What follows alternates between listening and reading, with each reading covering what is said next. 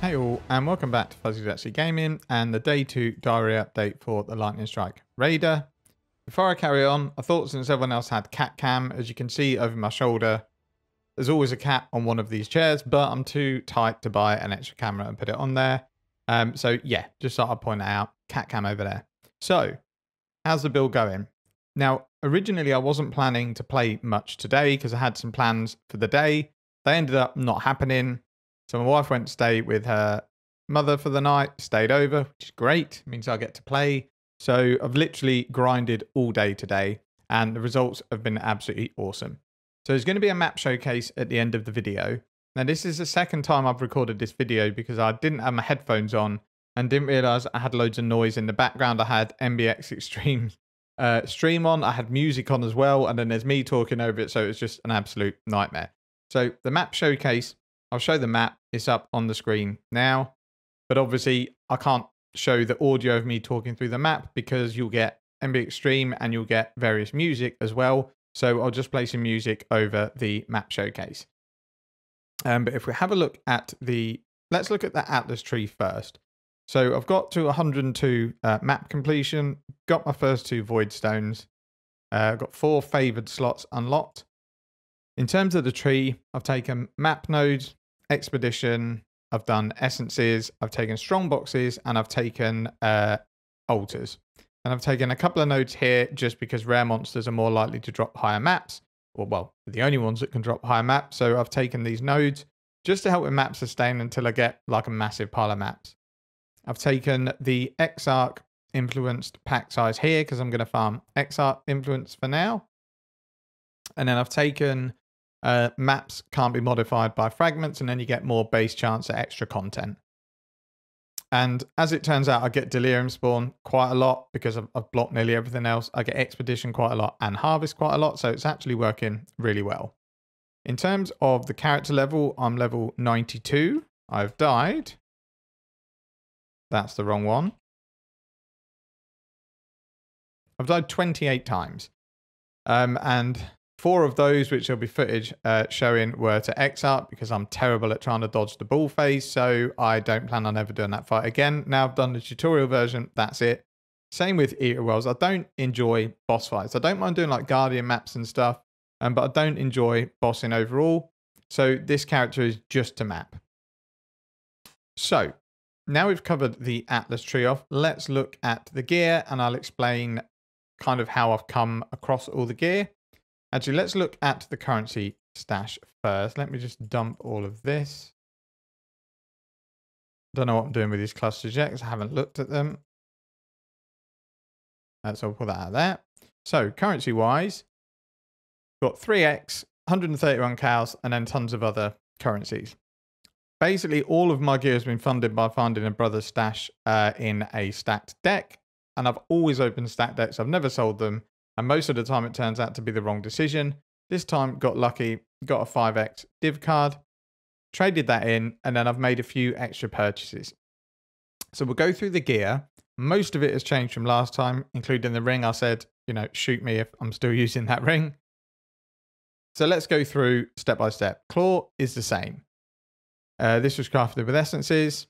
I can't find one better on trade for reasonable money, so this is going to stay with me for quite a while. The only thing I would like to do is get a harvest craft on it, because any would help, whether it's accuracy, attack speed, crit chance, LE damage. They don't add loads, it's sort of 3.5% DPS, but it is better than not having one. I haven't got a Blizzard Crown with an enchant on, because they were quite expensive. I should have really set up a live search one, because I know people that have got them for reasonable, like 2 to 3x. So I just bought a normal one with the idea that I'll roll it with greed essences until it's got an open prefix. Then I'll craft pierce. And then I'll do the same on the gloves, craft pierce. And then that at least gives me 2 pierce because the Blizzard helm is just such a good DPS boost. I think this was 40 chaos, the helmet. It's probably gone down a bit now. It is only item level 75 because the higher ones are more expensive. But this isn't going to be the end game one. I will buy one with the enchant on eventually. So I didn't want to go overspending. When really I just want life and resistances. Actually turned out really good because it's got intelligence that this build needs because we don't really pick much up on the tree. Accuracy, again, which you probably will need depending on what nodes you take. Life, and then the crafted projectile pierce, which is Divine Orb, which I think are 5 or 6 Chaos at the moment. The Amulet is new. I crafted this with essences. I think it was, yeah, so it would be with the Crit Multi Essence. Then it hit Crit Chance and Chaos Resistance. And I was like, do you know what? That's good enough because Chaos Res with the mix of critical strikes is actually hard to get. So I've crafted Life and then again anointed Divine Judgment. This will probably change once we gear up to maybe take the additional Frenzy Charge down on the tree as the anoint, but at the moment this is the highest DPS increase. And it's nice and cheap, so if I want to keep changing my amulet around, I don't have to worry about buying gold oils and stuff to anoint it. The rings at the moment, I'm just looking for flat damage, attributes, life, accuracy, res, anything basically. I want a mixture of DPS and life. So this ring's actually really decent. Is that tier 1 life? Yeah, so it's tier 1 life. It's got all attributes, got really good fire damage to attacks, accuracy, and crafted LE damage. And then the other one is more resistances. So it's big lightning res, big cold res. Obviously, it's on a 2-stone base, moderate fire damage to attacks, and crafted life. The 6 link is the same as before. It's just the fact I've put a couple of Eldritch Orbs on it. These aren't necessarily the ones I'd want at the end. And I still need to decide whether I want like an influence chest for end game. But I don't want to go investing too much when this character is perfectly capable of farming the content that I want to do. So I just basically rolled until there was something that had benefit to the build. Increased lightning damage obviously helps for lightning strike, and increased armor is okay. Sorry if you can hear rumbling in the background. My washing machine sounds like it's about to take off.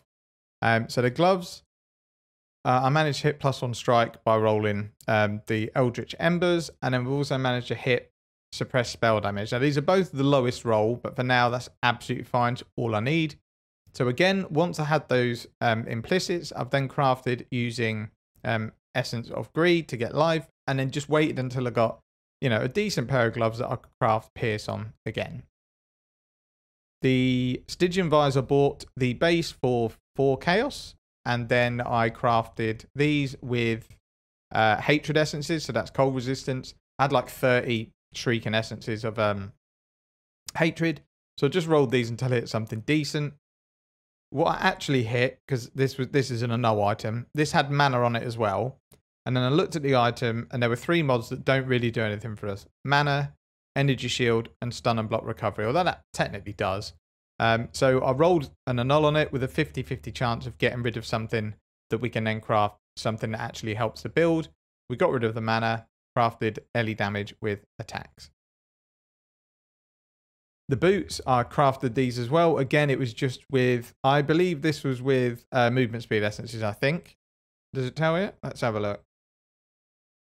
I don't think it does, but I'm pretty sure this was crafted with movement speed essences. And then I've just basically, again, rolled them until I've hit something good.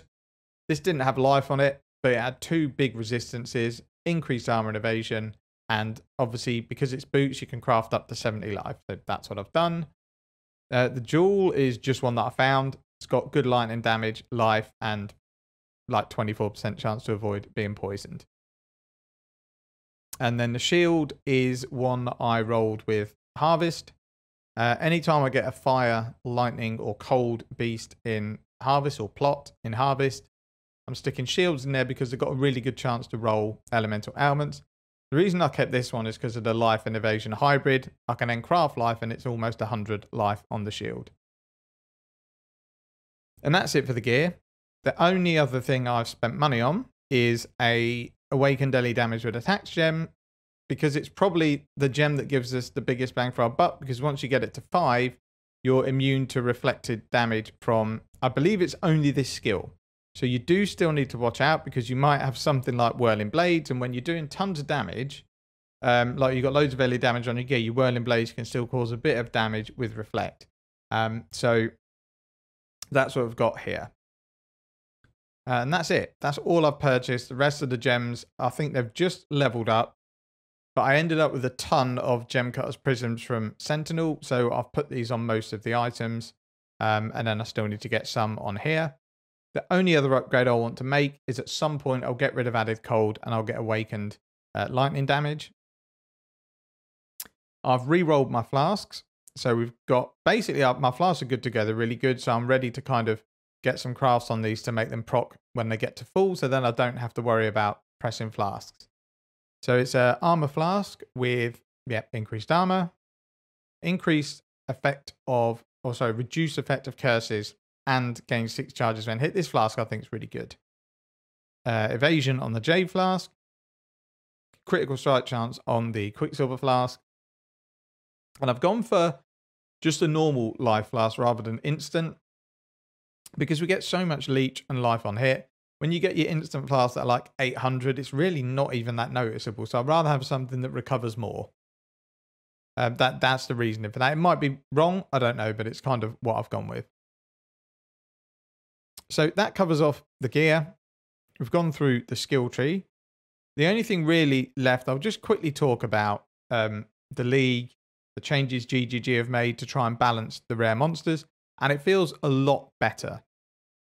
There's still some issues with, I run essences, for example, and if you've got your Sentinel running, empowered essence monsters get beefed to beyond like ridiculous limits. Like you might kill an essence monster in a map in 2 seconds.